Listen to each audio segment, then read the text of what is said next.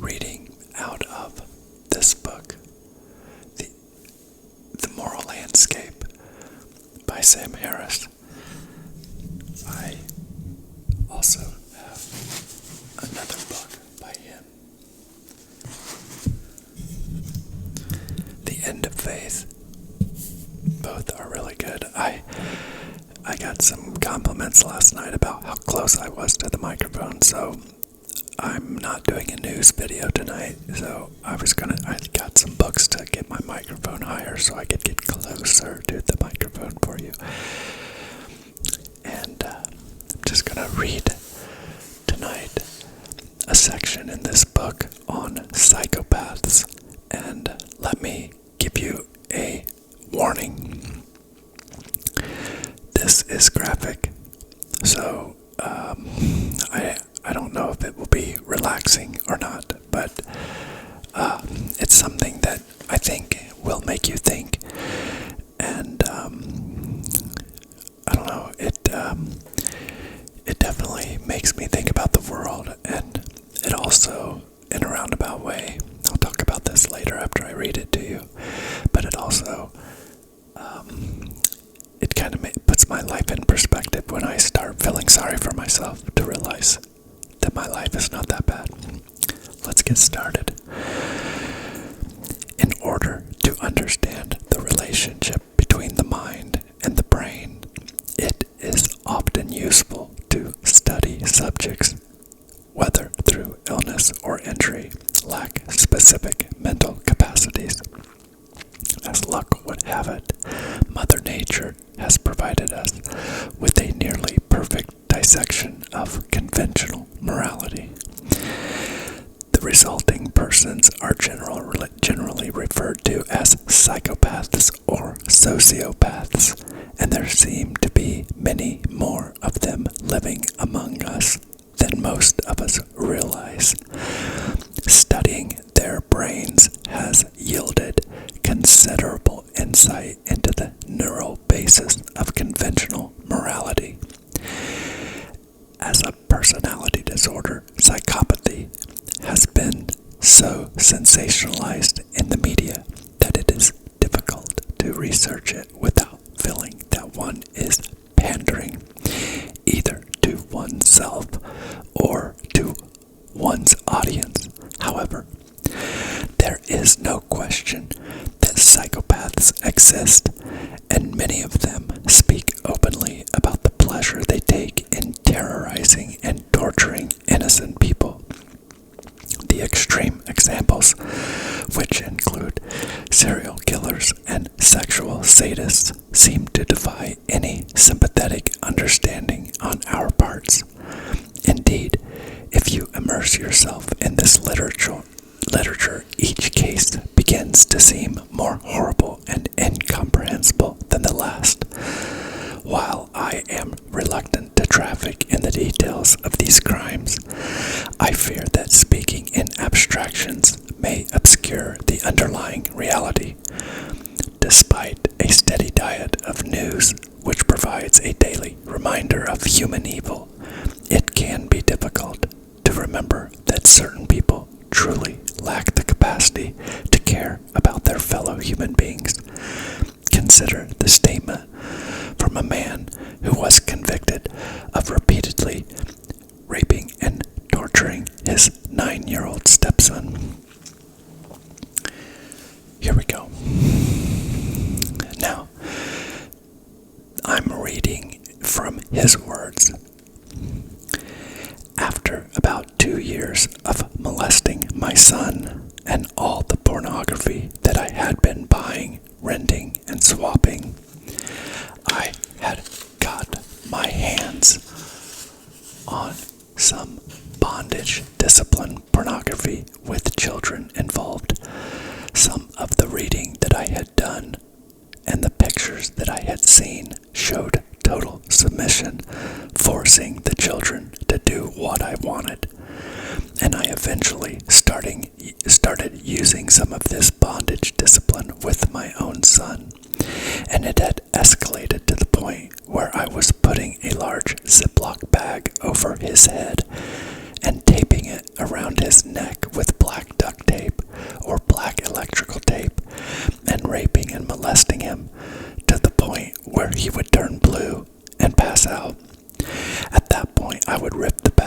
his head, not for fear of hurting him, but because of the excitement. I was extremely aroused by inflicting pain, and when I saw him pass out and change colors, that was very arousing and heightening to me, and I would rip the bag off his head, and then I'd jump on his chest and masturbate in his face and make him suck my penis while he started to come back awake. While he was coughing and choking, I would rape him in the mouth. I used this same sadistic style of plastic bag and tape 2 or 3 times a week, and it went on for, I'd say, a little over a year.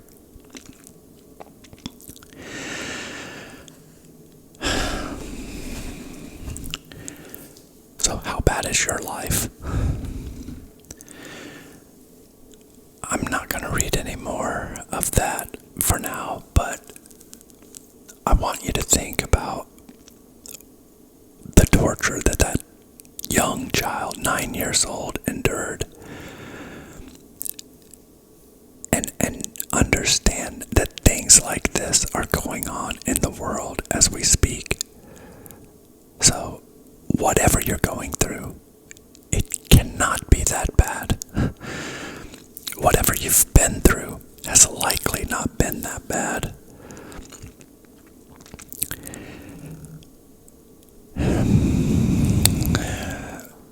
This is the sad thing. That man is still alive today.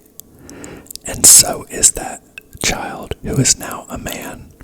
And he has those memories of what he endured.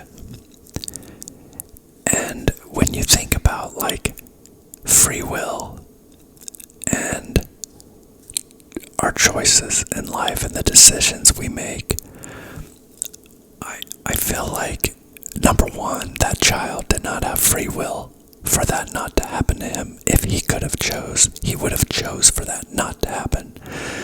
But it did happen. And how can he live today? Imagine trying to overcome trauma like that and live a productive, normal life.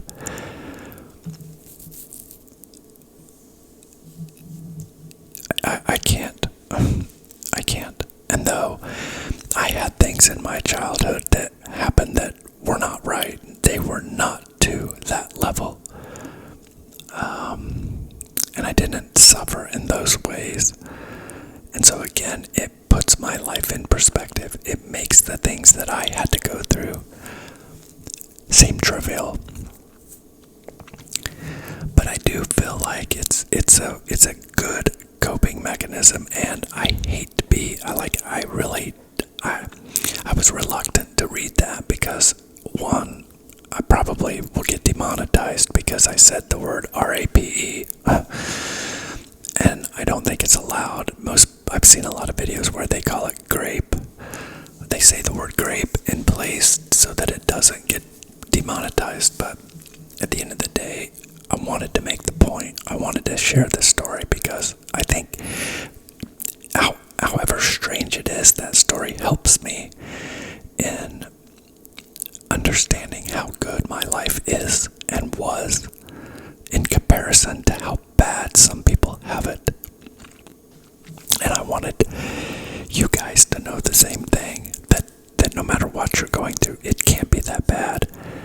And that if that man can overcome it, that child could grow up and be a man today and overcome that, as hard as his struggles may be today. Whatever he has to go through and endure, and if he can overcome that, we can overcome anything that we're going through. So, anyway, let's keep reading.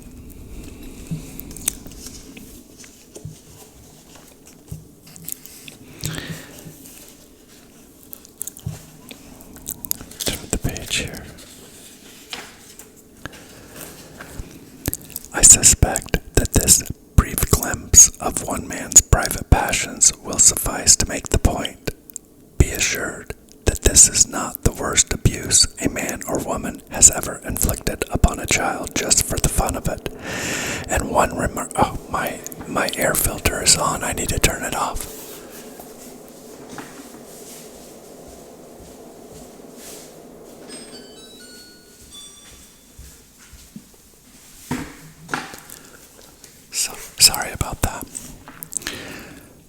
instance, and one remarkable feature of the literature on psychopaths is the extent to which even the worst people are able to find collaborators. For instance, the role played by violent pornography in these cases is difficult to overlook. Child pornography alone, which, as many have noted, is the visual record. Sorry, my phone. Oh, goodness, I'll shut this off.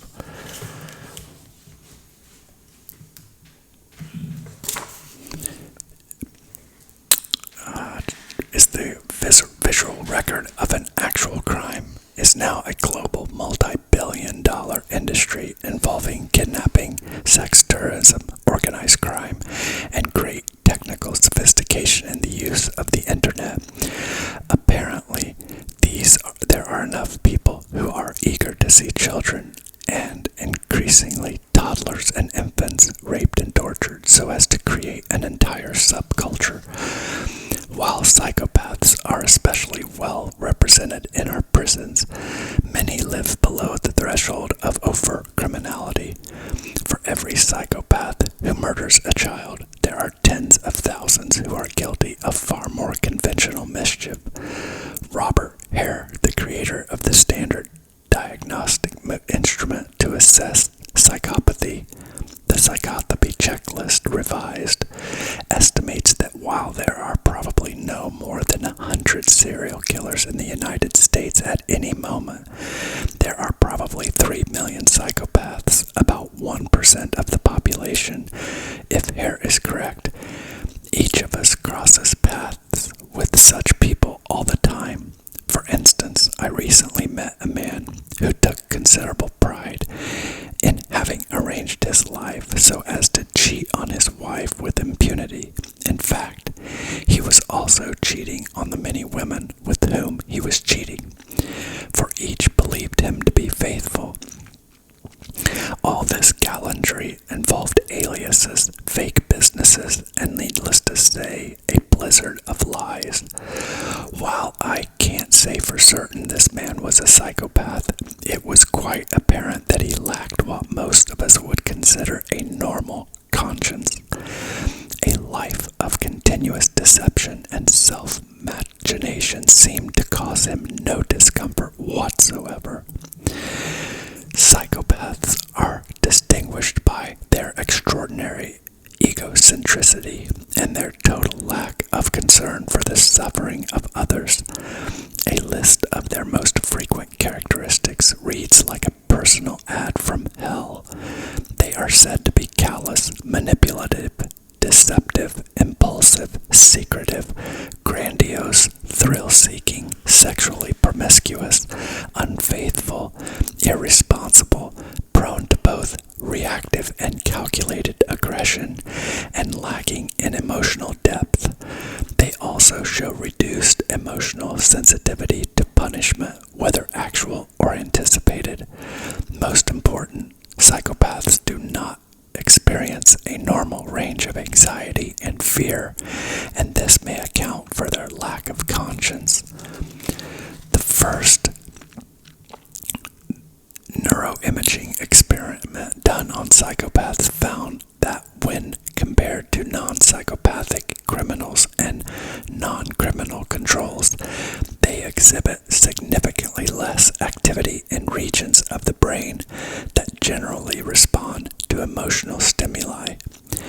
While anxiety and fear are emotions that most of us would prefer to live without, they serve as anchors to social and moral norms. Without an ability to feel anxious about one's own transgressions, real or imagined, norms become nothing more than rules that others make up. The developmental literature also supports the interpretation. Fearful children have been shown to display greater moral understanding. It remains an open question, therefore, just how free of anxiety we can reasonably want to be. is something that only an empirical science of morality could decide, and as more effective remedies for anxiety appear on the horizon, this is an issue that we will have to confront in some form. Further, neuroimaging work suggests that psychopathy is also a product of pathological arousal and reward. People soaring high on the psychopathic personality inventory show abnormally high activity in the reward regions of their brain, in particular the nucleus accumbens, in response to amphetamine, and while anticipating monetary gains. Hypersensitivity of this circuitry is especially linked to the impulsive, antisocial dimension of psychopathy, which leads to risky and predatory behavior. Researchers speculate that an excessive response to anticipated reward can prevent a person from learning from the negative emotions of others. Unlike others who suffer from mental illness or mood disorders, psychopaths generally do not feel that anything is wrong with them. They also meet the legal definition of sanity in that they possess an intellectual understanding of the difference between right and wrong. However, psychopaths generally fail to distinguish between conventional and moral transgressions. When asked, would it be okay to eat at your desk if the teacher gave you permission, versus would it be okay to hit another student in the face if the teacher gave you permission, normal children aged 39 months and above tend to see these questions as fundamentally distinct and consider the latter transgression intrinsically wrong. In this, they appear to be guided by an awareness of potential human suffering. Children at risk for psychopathy tend to view these questions as morally indistinguishable. If you have kids, you might ask them those two questions. Make sure you don't have one. When asked to identify the mental states of other people on the basis of photographs of their eyes alone, psychopaths show no general impairment. Their theory of mind processing as the ability to understand the mental states of others is generally known, seems to be basically intact, with subtle deficits resulting from their simply not caring how other people feel. The one crucial exception, however, is that psychopaths are often unable to recognize expressions of fear and sadness in others, and this may be the difference that makes all the difference. Neuroscientist James Blair and colleagues suggest that psychopathy results from a failure of emotional learning due to genetic impairments of the amygdala and orbitofrontal cortex, regions vital to the processing of emotion. The negative emotions of others, rather than parental punishment, may be what goad is to normal socialization. Psychopathy, therefore, could result from a failure to learn from the fear and sadness of other people. A child at risk for psychopathy, being emotionally blind to the suffering he causes, may increasingly resort to antisocial behavior in pursuit of his goals throughout adolescence and adulthood. As Blair points out, parenting strategies that increase empathy tend to successfully mitigate antisocial behavior in healthy children. Such strategies inevitably fail with children who present with the callousness, unemotional trait that is characteristic of psychopathy. While it may be difficult to accept, the research strongly suggests that some people cannot learn to care about others. Perhaps we will one day develop interventions to change this. For the purpose purposes of this discussion, however, it seems sufficient to point out that we are beginning to understand the kinds of brain pathologies that lead to the most extreme forms of human evil. And just as some people have obvious moral deficits, others must possess moral talent, moral expertise, and even moral genius. As with any human ability, these gradations must be expressed at the level of the brain.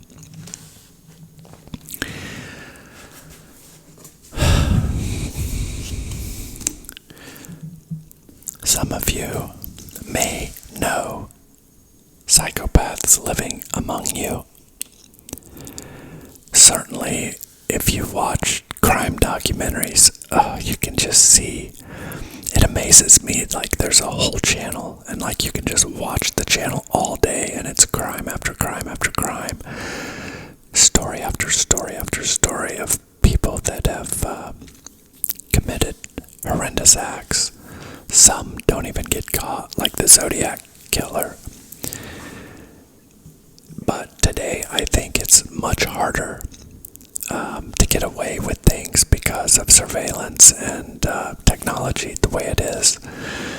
And it is my hope that as we continue to progress, that crime may lessen because getting away with it becomes a futile point. I think inevitably people will just understand that you're not going to get away with anything anymore.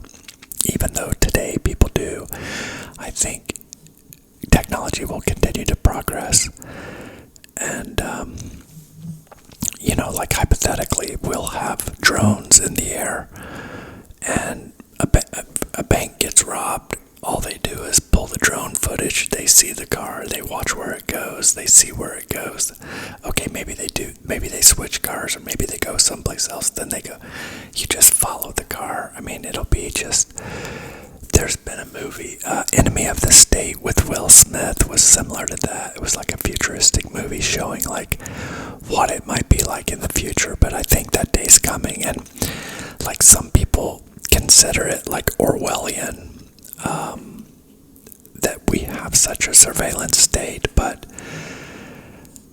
it's like, for me, it's chicken or the egg. Did we become this surveillance state because the government wants to be intrusive, or did we become this surveillance state because humans are so disgusting that we've had to find ways to catch them? Like, I watched a 2020 episode recently, and this was a crime that happened in 2003, and this 22-year-old girl was kidnapped from a mall in North Dakota. It was 2003. There was no surveillance in the mall parking lot. There was no surveillance. The guy, he went to a McDonald's afterwards. There was no surveillance. But today, both of those places would have been highly surveilled. Now, the guy actually got caught another way, but if that would have happened probably 20 years prior, if it would have happened in 1983, the guy probably would not have even got caught. So,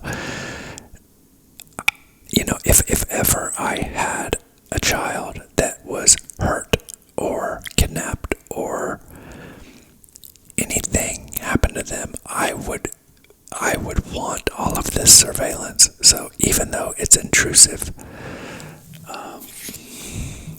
I have to think that it's a necessary evil because humanity is just wicked, and as the population grows, if it is just a set 1%, it's like when the country only had 300,000 people in it, which was at one time we only had 300,000 people here. If 1% was psychopaths, then that was only 30,000 people. But today we have 350 million. That's 350,000. Oh no, that's 10%. At any rate, I can't do math in my head. But it's a ton of people, and if you divide that by 50 states, it's just, you're bound to pass them every day. You're exposed to them. They live among us. and it's frightening. So anyway, I hope you enjoyed this, even though it was a little disturbing. Again, just think about the things that happen and use it's like finding the beauty in the pain.